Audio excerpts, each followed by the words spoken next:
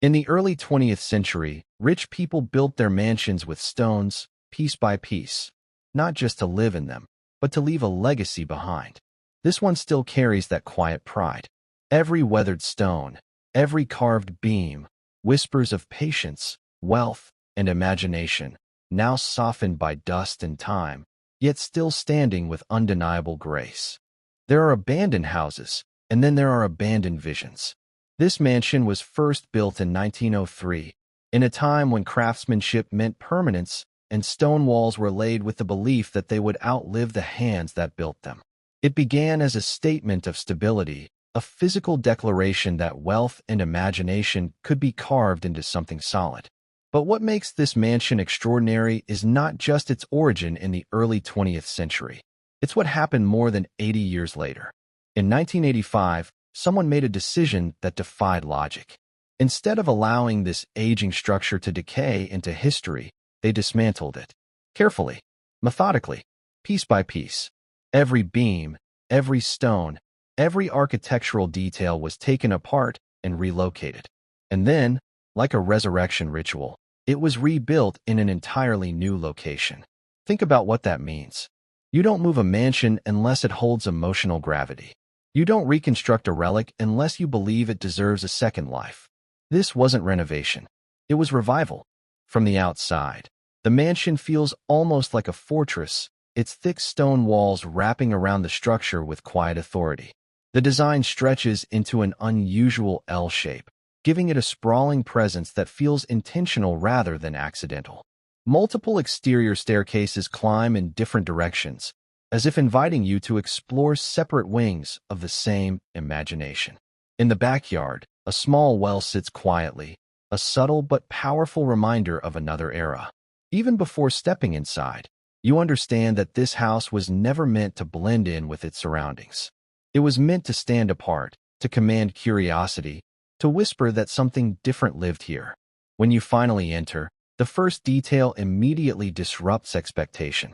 A fireplace stands in the entryway itself, not tucked into a cozy corner of a living room, but positioned boldly where guests first arrive.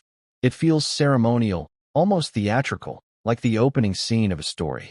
Above you, a metal ceiling reflects light in a way that feels industrial yet deliberate, blending textures in a manner that refuses simplicity. The walls are not plain. They are layered with intricate detailing, patterns and accents that suggest someone obsessed over atmosphere.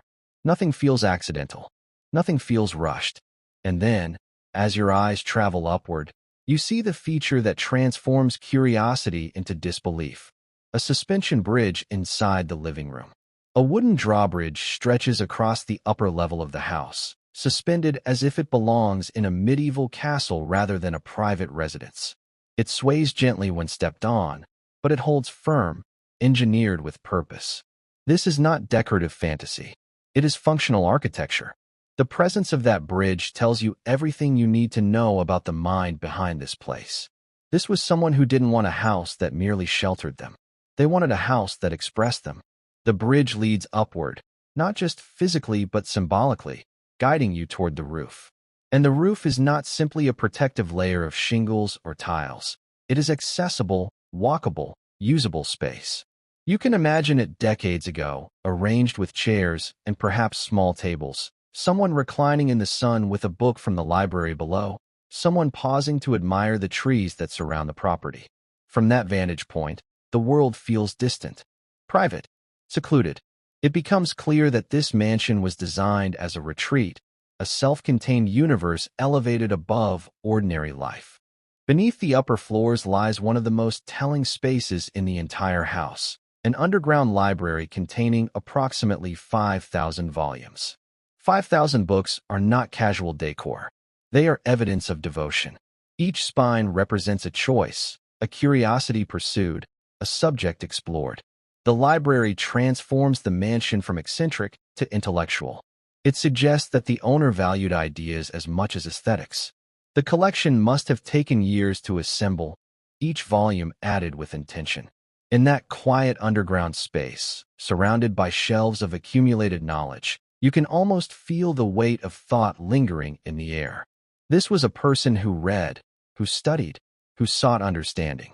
And yet, despite this seriousness, the house never loses its playful edge.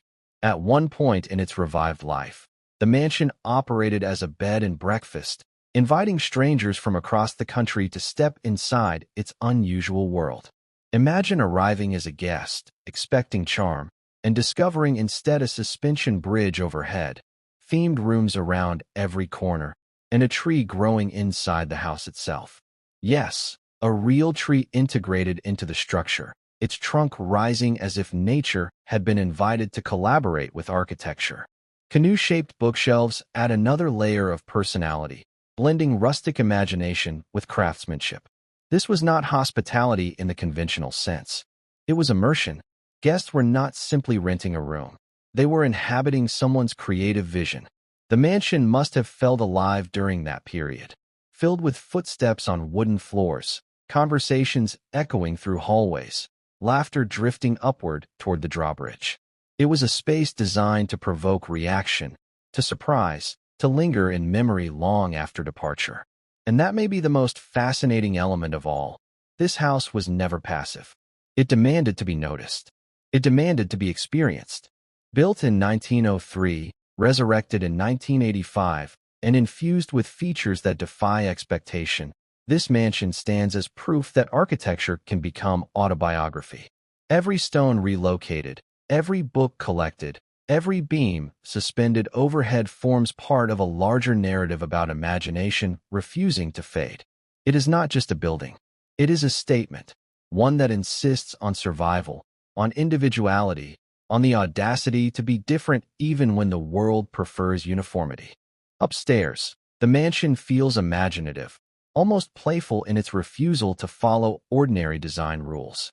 But the moment you descend toward the basement, the atmosphere shifts in a way that is impossible to ignore. The air grows heavier. The light fades into something dim and filtered. The sounds change too.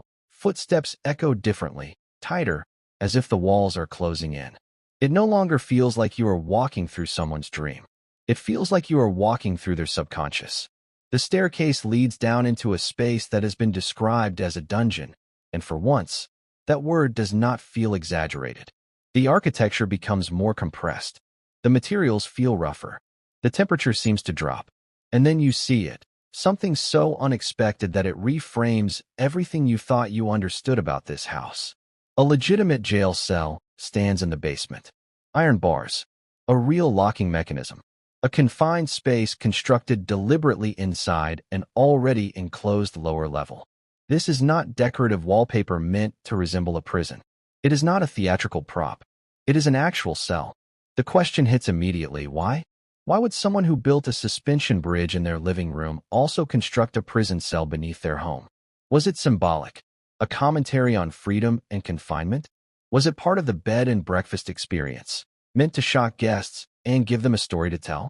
Or was it something more personal, a private fascination with control, security, or even historical themes? Inside the cell, old tapes and forgotten objects remain scattered, small remnants of a time when this space had purpose.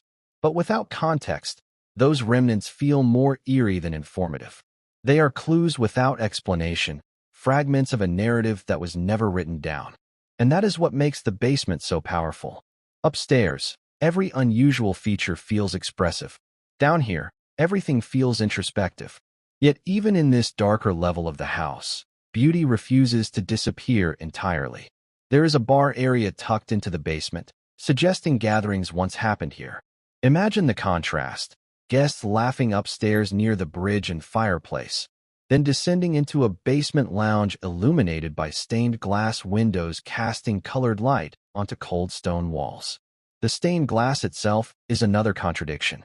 Stained glass is traditionally associated with cathedrals, with sacred spaces filled with meaning and reverence. To find it filtering light into a basement that also contains a jail cell creates an emotional tension that is difficult to articulate. It is as if the house exists in constant duality, light and shadow, freedom and confinement, imagination and restraint. That duality continues throughout the rest of the interior. The kitchen, for example, refuses to settle into simplicity. Its cabinetry features carved vegetable-themed designs, an almost whimsical artistic decision that transforms everyday storage into visual storytelling. A full mirrored wall reflects the room endlessly, multiplying space and creating a slight sense of distortion. Mirrors can expand a room, but they can also create disorientation, forcing you to confront your own reflection from unexpected angles. It is another subtle psychological layer woven into the architecture. The bathrooms are themed as well, one wrapped in Chinese-inspired wallpaper that feels intentional rather than random, as if the owner wanted each room to transport visitors into a slightly different cultural or aesthetic environment. Even a bedroom challenges expectation, containing a bathtub placed directly within the sleeping space, dissolving the boundary between rest and ritual. None of these choices feel accidental. They feel curated, almost like installations within a private gallery. For a time, this curated world thrived. When the mansion operated as a bed and breakfast, these eccentric details likely served as its greatest strength. Guests would have wandered from room to room, discovering surprises around every corner. The suspension bridge would have sparked conversation. The underground library would have invited quiet admiration. The themed spaces would have made every stay feel unique. And perhaps even the jail cell in the basement became a dramatic talking point, something bold enough to guarantee that no one would forget their visit. The house must have felt alive then, energized by curiosity and movement. But houses, no matter how imaginative, are still bound to the lives of the people who maintain them. And when the owner, the visionary who chose to resurrect a 1903 mansion in 1985, passed away, something essential left with him. The mind that saw potential in dismantling and rebuilding history was gone.